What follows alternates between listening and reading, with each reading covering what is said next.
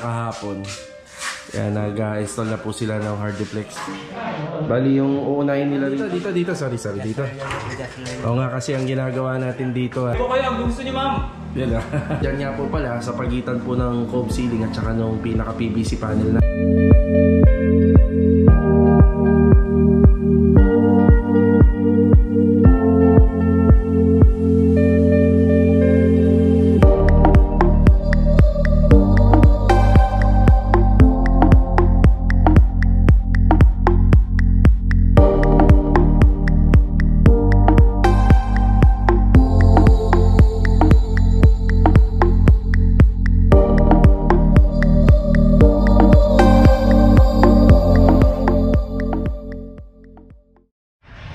Ito muna yung unang pinuntahan natin.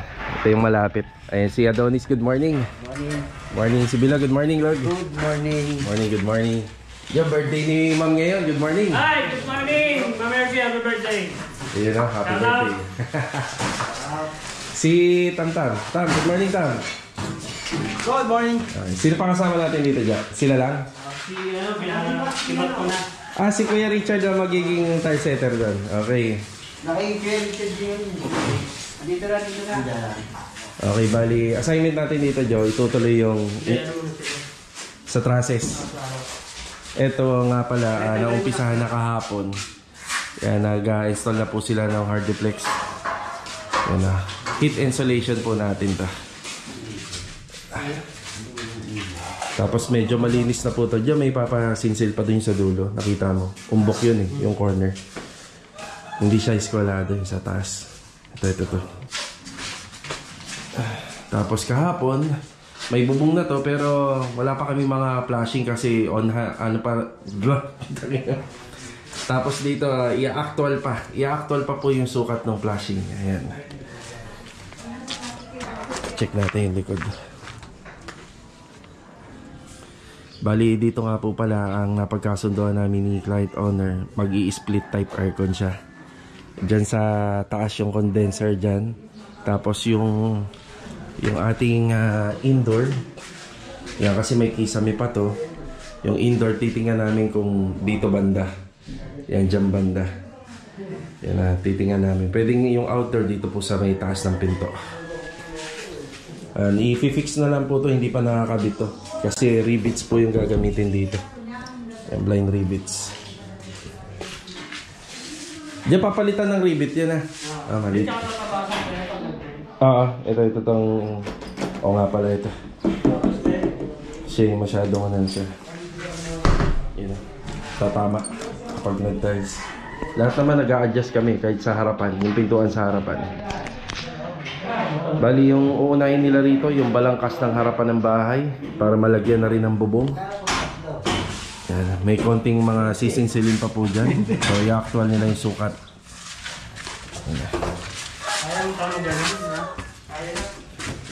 Kompleto ka sa gamit, Log? Pintura lang kailangan sa'yo. Yung epoxy primer meron? Sa latte. Ito. Dito sa dito. Sorry, dito. Oo nga, kasi ang ginagawa natin dito ay bago ilagay yung mga pang heat insulation, pinturado na siya. Latex at saka roller. Roller. Kahit isa lang na roller, sir. Sige. Yung handle, pwede mo naman magamit na. Yung handle dito. Yan, provide muna tayo ng flat latex para dito.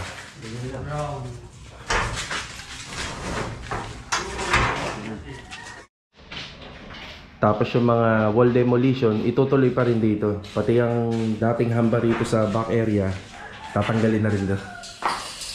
Yan na. Tatanggalin na rin po yun.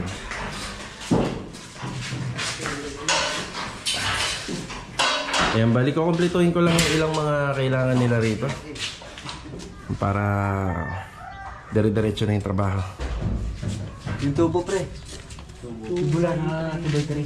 Yung sobra. Ito talaga yun. Gagawa lang sila ng tuntungan, handam nyo.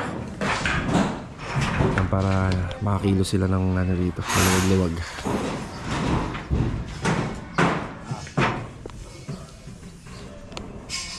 Okay, nandito na tayo sa phase 4. Itong pinipintura ni Kuya Dindo yung unang pinuntahan natin dito. Yung regarding nga pala rito sa mga tambak namin at saka basura, kasi madadagdagan pa to eh. So ipapaschedule na lang natin to, mga isang hakutan. Madadagdagan pa naman yan. Hindi naman to kalat talaga sa bahay. Bali, itong mga basura na to, ito yung mga karton, tsaka yung mga pinagtanggalan po ng mga cover ng ating materyales. Andito tayo. Ay, si Kuya Dindo. Good morning po, Kuya Dindo. Good morning! Opya. Ayan o. Kuya, yung liha. Kuya, pakibati naman si Ma'am Mercy. Birthday niya ngayon. Ma'am Mercy, happy birthday po! Mabuhay po kayo, ang gusto niyo, ma'am. Yan o. God bless po sa inyo. Yeah, may ano tayo. May merienda tayo mamaya sa... Bukas pala. Bukas, meron. Merienda tayo bukas. So, ang ginagawa ni Kuya Dindo rito, yung cove ceiling, pati yung pinaka-pasya niya, doon sa may pinaka-loob. Yan, kasama po yan sa minamasilyahan at pinipinturahan. Bali, dyan nga po pala, sa pagitan po ng cove ceiling at saka nung pinaka-PVC panel natin, may allowance tayo dyan. Para doon sa magpipintura at magmamasilya. Kailangan makakapasok yung kamay ng tao, kagaya ng ginagawa ni Kuya Dindo. So sa tansya ko, ang allowance niya mga 14 cm, mga ganyan. So Kuya, may tubig ka? Meron na? Oh, sige. Ayan. Tinge of gray. Kung makakabalik kayo, baka may mga tira-tira kayo pencil brush. Pencil brush? Sige. Ang dito sa mga kantuhan. Okay. Pencil brush. Kuya, isang paintbrush lang nabigay ko sa'yo, no? Mag-iiwan ako ng isa pa. Una medya. Okay. Ayan, dito na tayo sa phase 6 naman. Ay, si Kuya Boy. Good morning po, Kuya Boy. Morning, boss. Good morning. Si Sinichi, good morning. Si Marvin dito sa dulo. Ito yung ating termite solution. Ay sasaboy dito. Ayan si Marvin. Good morning, Marvin. Good morning, boss. Yan, bali ang ginagawa ni Marvin, maglalagay na po siya ng spacer na ginawa nila kahapon. Yan, ilalagay ito doon sa ilalim ng parilya. Yan, para hindi naman po nakadikit sa lupa. 5 cm po to. Tapos itong alambre nakaabang na, kasama na doon sa hinulman nila kahapon. Yan, tapos itatay po nila yan doon sa mga parilya. Yan na.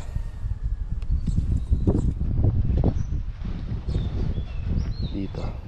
Kahit yung beam na ilalagay natin dito, ano rin po, naka spacer.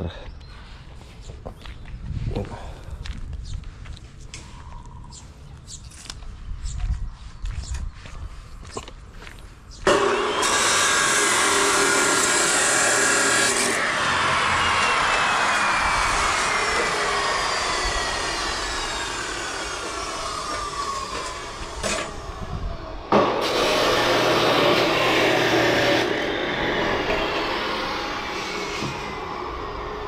Ay, bisita tayo.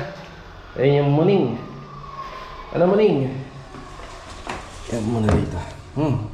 Ka rito, baka malason ka rito.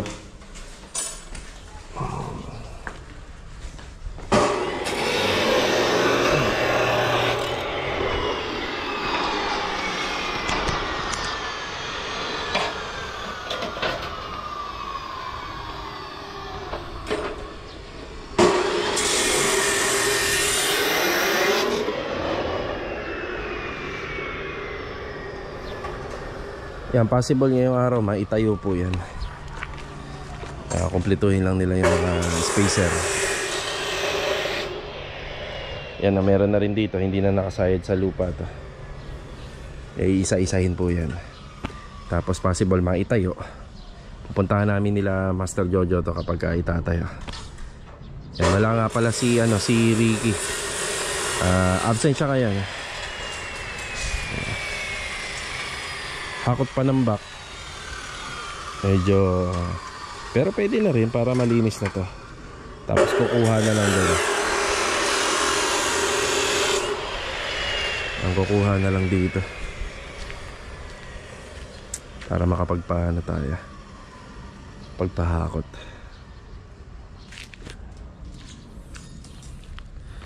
So silang tatlo lang po muna rito. Tapos yung pagsasabay ng termite solution, baka mamayang hapon pa yun. O kaya baka bukas pa. Yan, binili lang muna natin. Okay, dito naman tayo sa pinakadulo ng phase 4, yung project natin. Ayan, shoutout uli. Shoutout and happy birthday uli, Ma'am Mercy. Yan, maraming salamat po. Okay, dito si Jamil. Good morning. Good morning. Shoutout nga po pala kay Ma'am Mercy. Happy birthday. Mabuhay ka hanggat gusto mo. God bless. Yun, no? Si Kuya Richard. Nandito si Kuya Richard din, no? Good morning. Happy birthday, Ate Mercy. Yun, no? Yun, no? Ayan, may ano tayo rito. May dayo. Si Richard, siya po yung installer natin dito ng tiles. Tapos si Louie. Good morning, Louie. Good morning! Happy birthday kay Ma'am Mercy! Ayun, happy birthday! Ayan. So, ito mga karos, assignment natin dito. Itutuloy pa rin yung installation ng mga PVC ceiling panel. Tapos yung installation ng tiles. Ayan, ang unang ginawa nila rito, dahil nandun yung tambak natin na materyales, nilipat nila rito. So, sa simento, alalay na lang tayo. Adhesive yan, marami pa. Yung buhangin, alalay na lang din tayo ron. Baka magpa-gate pass na tayo ngayong araw para sa mga susunod na ipapadeliver natin dito. Ayan yung ating laser para makita. Maraming salamat ulit sa mga boss na nagbigay nito. Gusto namin mag-invest pa ng isa nito kasi napakalaking tulong nito. Nga lang may kamahalan to eh. Sana yata to 35 yata o 39,000. Pero laking tulong, no? Tapos dito, installation ng PVC ceiling panel. Ayan. Installation ng tiles. So dito kami nag-uumpisa sa gilid, pero standard niya sa gitna. Sa gilid na lang kasi medyo row house naman.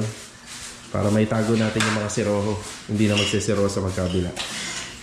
Ang gagawin namin layout dito, dapat yung dulo, may bato ng pantayan dito sa corner kapag may mga corner lot. Kaya napaka-importante ng laser. Kasi yung ano niya, yung dimensional ng kanyang hulog at saka ng kanyang level ay umaabot na po yan hanggang dito, pataas saka sa pinaka mga corners. Kaya laki ng tulong ng laser. Papadali yung trabaho. Itututok mo lang, kuha mo na kagad. Ayan.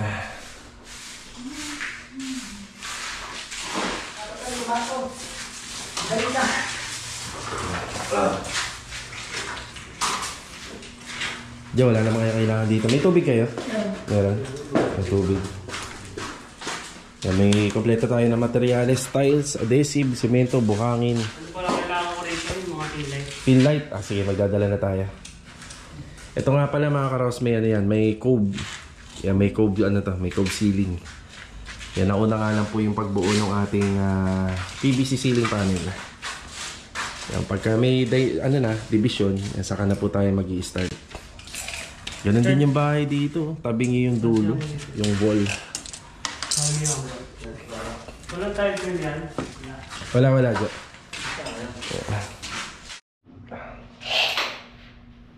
Kailangan mo natin pa. Ayan, bali nakuha na natin yung pinaka-horizontal niya, yung level. Napaka-kapal po nung namin dito, i-mortar namin dito. Kasi yung bahay, pa-slide.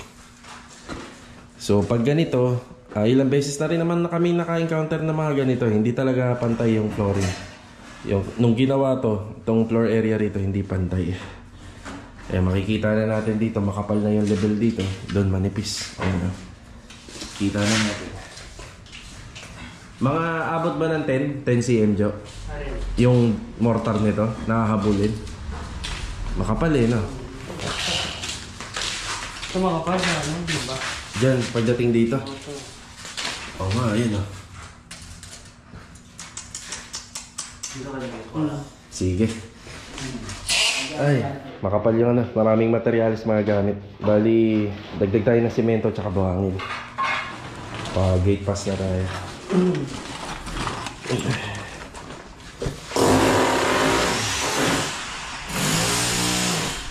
Sa buhangin, Pag binista itong nandito, siguro makakakalahating sako pa to. Ito hindi atin to. Baka makakalahating sako pa yan. Tapos dito naman sa labas, mill side din na lang natin to ha. Simutin natin. Siguro makakaano to. 4 hanggang 5 na sako.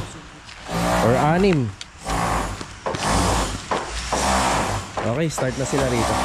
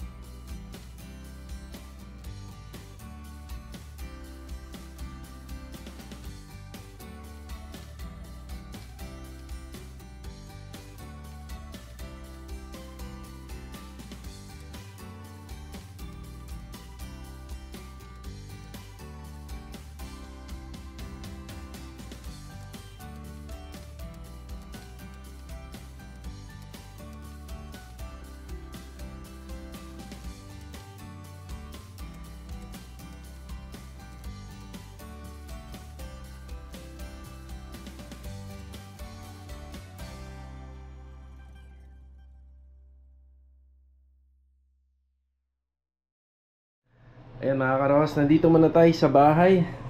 Nagluluto si Mrs. naman pananghalian. Ano yung niluluto mo? Chicken curry. Ayos to Chicken curry. Iba naman. Okay, bali dito tayo sa bahay. Kanina galing ko lang ng opisina. Kumuha na tayo ng mga gate pass. Meron tayong additional doon, buhangin, semento, karagdagang metal paring para doon sa cove ceiling. Yun, dun yung sa ginagawa natin sa bahay ni Sir Cloud. Yan. Tapos ito, may bago tayong project dito sa Block 2, sa Phase 6A pa rin. Isang Athena model na may lot area na 63 square meter. Yan, by Monday, uumpisahan na po natin to. Maglalagay na po tayo ng tao doon para sa excavation. Nakompleto naman na po yung kanyang permit. Dire-diretso na yung trabaho. Hi Chanel! Hi po. Hi po! Aba, marunong na mag-high-end po si Chanel High-end po. Eat ka na? Opo. Ayan, magbe-break time lang po muna tayo rito. Yan, shoutout muna kay Sir Marvin at saka kay Ma'am Dayan from Los Baños. Yan, nakakaabot yung vlog natin sa kanila. Yan, God bless. Ingat palagi. Bali, ito mga karos, after break time, ayan, kasama ko si Mrs. Meron na siyang binili rito sa may Vista Mall, dito sa may All Day. Ayan, shoutout nga pala kay Sir Kevin J. Ramos na nakausap ko dito sa via Messenger. Sa ano po siya, sa Pangasinan, yung nakuha nilang bahay na Lumina. Hindi lang tayo nagkakamali kung Angeli or Angelique, basta up and down po yung bahay na nakuha niya.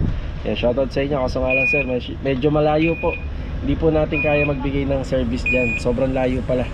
Pangasinan to Cavite. Yan, malayo na po yan. Tapos good luck. Always, ingat po palagi. Ito, dadaan kami sa hardware dito sa may paradahan. Magbabayad na rin po tayo ng mga order natin. Then, pick upin natin yung, yung pintura na gagamitin po dito kila Sir Cloud, yung bahay nila. So, update tayo after po natin manggaling dito. Yan, sa Phase 6, sa Phase 4, mga project natin dyan, tsaka sa Phase 1. Tara! Okay na tayo rito sa paradahan. Ito yung mga binili natin. Bumili na nga pala kami ng cake para kay Ma'am Mercy. Yan, advance happy birthday po. Lalagay na lang natin sa rep kasi medyo busy na tayo. Baka hindi tayo makalabas-labas bukas since nandito na tayo. Shoutout nga pala sa dental clinic ni Ma'am Michelle. Ayan o. Yan, yung client namin sa sa Antel Grand Village. Yan, sa tabi lang yan ni Ma'am Melanie, sa mga naghahanap ng dental clinic malapit dito. Yan. Yan, bumili na tayo epoxy primer para sa mga next project, Solignum soil guard para sa gagawin natin na project dito sa Phase 6 yung isa. Tapos bumili na tayo ng mga lever type doorknob at saka single bolt, dead bolt. No, kasi yung mga project natin, papalitan po natin yung mga ano nun, yung mga existing yung doorknob, yung screw para sa gagawin na finishing carpentry, kila circlog, stick wheel. Ayan, yung iba syempre marami pang iba. Yung mga kaya lang muna natin bitbitin. Yan, bali stock muna natin yan sa bodega. Kaya makikita nyo doon sa bodega ko, maraming gamit doon, para hindi rin ako pabalik-balik na sa hardware. Yan, pag may kailangan, doon ko lang kukunin, saka ko ihahatid po sa mga ginagawa namin. Okay, let's go. Okay, dumaan na rin kami ni Mrs. dito sa Tile Center. Ayan, bali nakapamili na nga pala yung client owner natin ng tiles na gagamitin doon sa back extension niya hanggang doon sa corner area ng interior. Yung tinutukoy ko, yung project natin sa phase 6. Yan, yung sa may block 24. So sabi ko kay sir, mag porcelain na lang siya kaysa doon sa matte finish. So ito porcelain. Yan o. Meron kasing design nito na matte finish lang. Pero since hindi naman po ilalagay sa toilet and bathroom, ito na yung piliin niya para hindi rin masyadong mamansyahan. Ganda. Tapos ang pinili niya naman po sa may kitchen counter, ayun dito. Ayan. Bali ang ginagawa natin sa mga client natin, meron tayong maraming picture ng klase ng tiles dito, kasi ipo-forward natin lahat sa kanila. Ngayon papipiliin natin sila according do sa motif color. Yan, kinukompute na ni kuya. Bali 3 klase lang ng tiles yung binili natin dito, pang backsplash, kitchen counter, at saka yung sa flooring ng back extension and corner ng interior. So ito yung sa backsplash wall. Ilang beses na kami nakapagkabit nito, pero syempre client owner choice, diba? Kung ano yung ikagaganda ng bahay nila. Yan. Ito, nakapagkabit na rin kami nito sa third project namin. Halos magkakaano lang sila, similar, pero may konting kaibahan sa design. And bali, pre, papa-deliver ko na lang. Tatawag ko na lang yan kung kailan, ha? Babayaran ko na. Yan, sayang din kasi yung punta namin ni Mrs. banda dito. Oh, ganda ng owner sa kabila, oh. Joy, tingnan mo, laki, oh. Mukhang sa construction din si sir na. Laki, oh. Parang jeep na, no? Mas mahaba pa to sa atin, eh, no? Ganda. Tapos ito sana yung napili ni sir. Ayan, oh, matte finish lang siya. Yan, matte finish. Ang ito kasi alagain to. Pero yun nga, sa mga sensitive dun sa mga glossy, meron din design na matte finish. Yun nga lang ceramic siya. So doon na kami sa may porcelain glossy. Konti lang naman yung difference. Ayan, nakabalik na tayo rito sa Lumina Phase 4. So nagpa-additional tayo ng isang mini dump truck ng buhangin. Yun o, binababa na. Yan, para po yan sa installation ng tiles sa interior hanggang doon sa may corner. Ayan, kasama na po dyan yung sa fence area. So alalay na lang kami dyan kasi yung mga buhangin na yan, ang makukuha lang naman namin dyan yung sinalandra. Tapos tapon na yung mga malalaking bato.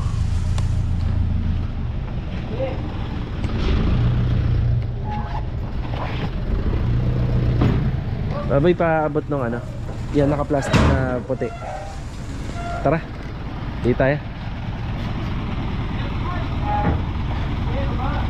Boss, thank you, ha. Salamat. Additional na buhangin. Medyo madami to kasi yung kapal ng layout namin doon medyo malaki ang hahabulin. Dito nga pala sa project natin, nung pumunta ako kay Ma'am Melanie, in-order na rin po natin yung mga plywood. In-order na rin po natin dito. Tsaka yung gagamitin po sa loop bed. Thank you. Salamat. Tapos extra metal paring. Extra metal paring. Dito si Jamil tsaka si Master Jojo, nag-ceiling framing na sila rito.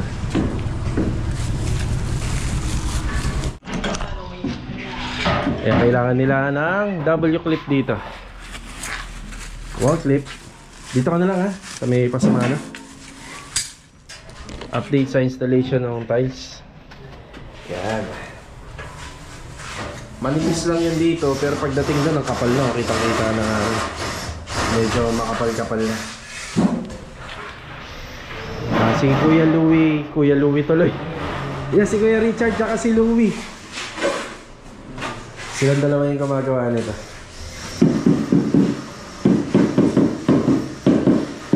May ano kayo, may grout? Meron. Ito.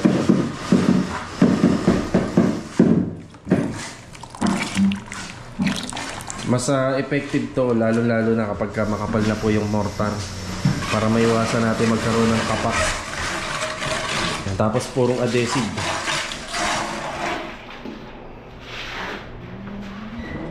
Bale, ito may kisame na rin. May hangganan lang yung kisame namin dito kasi yung layout dyan, iba. Sa toilet and bathroom, yan lagi nyo na napapanood yun. Liwa-liwanag na.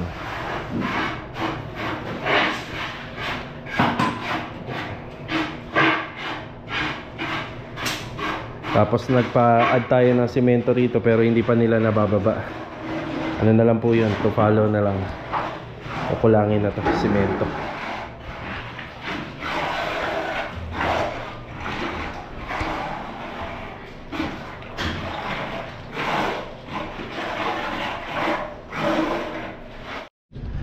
Tapos yung update naman dito sa may harapan ng bahay, nagsisiling framing na sila rito. Ayan, bali naka PVC panel din po to. Kung ano yung ginamit natin dun sa loob. May mga project tayo na gagamitan natin ng metal spandrel yung harapan ng bahay. Ayan, may mga client tayo na mas iba naman ang gusto nila, metal spandrel. Pero ito, mga nakausap natin dito PVC panel. Yan, daanan naman natin si Kuya Dindo rito. Ito nga pala, tatanggalin na namin yung black and lot dyan na nakakabit. Yan yung kulay ng tinge of gray, oh. Ang lamig din sa mata. Lalo na siguro kapag natapos ng pintor to. Itong mga rito, mga kahoy. Yan yung mga trabahong pang kahoy dito. Yan, ulitin ko yan, dark chocolate walnut ang kulay. Yan, pakiabangan. Mga natin, Jess. Mga ano yan? Ito, kulay ano po ito, kuya? Puti. Puti lang. Yung off-white na ginagawa mo, yung loob. Yan, masilya. Yan o, sarado batak masilya. Kaya pinapa-rush ko kila batang to para malagyan ng kornisa. Para mailagay. Kulay naman ito. So, paano kaya iwakan muna namin na? Sukat ko mahapon doon. Saan po? Dito bago sa... Ay, oo. Natapos natin. Oo. Yung naman pala, meron pa pala lalagay doon. Meron pa dun eh, yung tawag dun yung drawer sa trash bin. Mahapon gano'n. Oo, sa trash bin. Sige. Unan muna kami, kuya. Sige, sir. Thank you. Sige. Sa P6 tayo. P6. Tara. Dito naman tayo sa Phase 6. Ayan. Meron pa tayong delivery kasi hanggang ngayon kinokompleto nila yung mga materyales na una natin dineliver dito. Yan, semento, tapos yung buhangin. Yan, may balance pa sila sa atin kasi wala na tayong paglalagyan. Pag nabawasan na lang yan. Okay, nakasetup na yung mga rito, mga poste. So, 4 na poste rito sa harapan. Sa 2, 3, 4. So ito medyo pakurbada na siya pero hindi naman totally naka-curve. So dito yung ating entrance, service entrance. Tapos ito medyo malaki to kasi magpapasok sila ng sasakyan eh. Tapos ito naman nakatutok po dun sa kanto ng ating toilet and bathroom. Yung finish ng poste. Yan, bali okay na rin po ito. Parilya, spacer, gravel bedding, yan, halos okay na. Tapos ito iti-test na lang namin to. Iti-test namin yung 2 linya kung dyan ba talaga lumalabas yung tubig na magagaling po sa CR tsaka sa septic tank.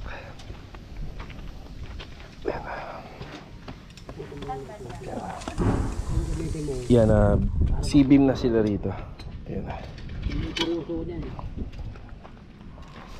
Tsaka rito. Yan, suporta na lang po ito para dun sa mga poste. Yan, nakatay na lang po yan dun.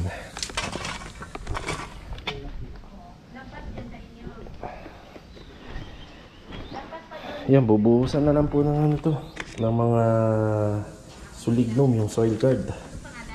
Soil guard na lang to, paikot. Tapos sa mga susunod na araw, kundi bukas o susunod, pwede na pong mabuhusan yung ating mga puting.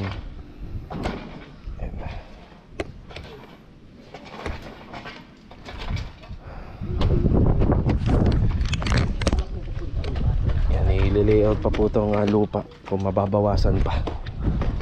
Yan ang kukunin natin layout, yung doorstep dun sa dulo. Ito mababawasan pa to. Itong mga ano rito, lupa. Kasi sasabay tayo sa buhos nito eh. May slab dito sa harapan ng bahay.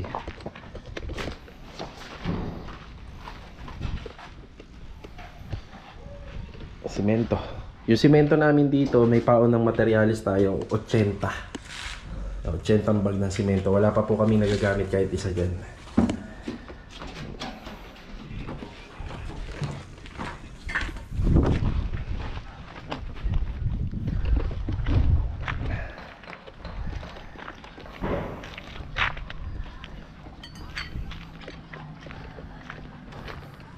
Tapos kanina kaya medyo maluwag-luwag na.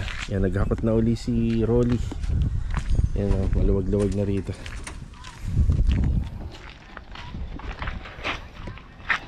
Ano Bin, Sinichi, mamaya pag uwi walisan nyo na lang to ha, para malinis yung kalsada.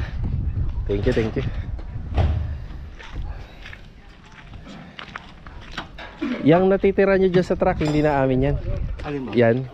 Ay, sa amin pa rin yan. Okay. Bubuksan mo lang sa kabila. Akala ko paalis na kayo. Sige. Kuya, una na muna kami. Thank you, thank you. Sige. Tawag mo na lang ha. Oo, Pag kailangan na. Kuya Boy, una na kami. Sige, sige, salamat. Tara. Ayan mga karos, daanan pa rin natin to. Medyo maambon na ka, ano. Yan, huwag naman po sanang mag-uulan-ulan dahil para maganda yung trabaho natin doon sa phase 6. Ayan yung balangkas natin. Pinturado na po siya ng epoxy primer. Ayan. Tapos pinipinturahan na rin po nila yung ating heat insulation para rito sa harapan. Tapos natin ito. Kapit natin yung article dito.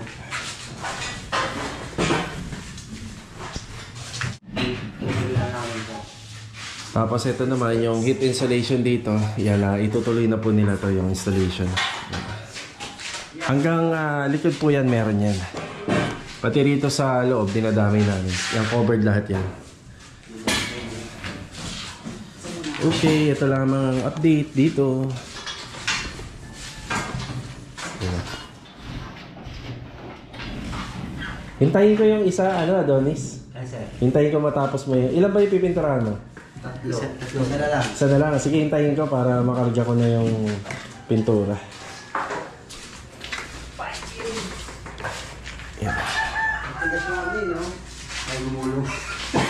Ay, gumulong. Matigas yung ano, pinagroli. Yung ano, yung handle.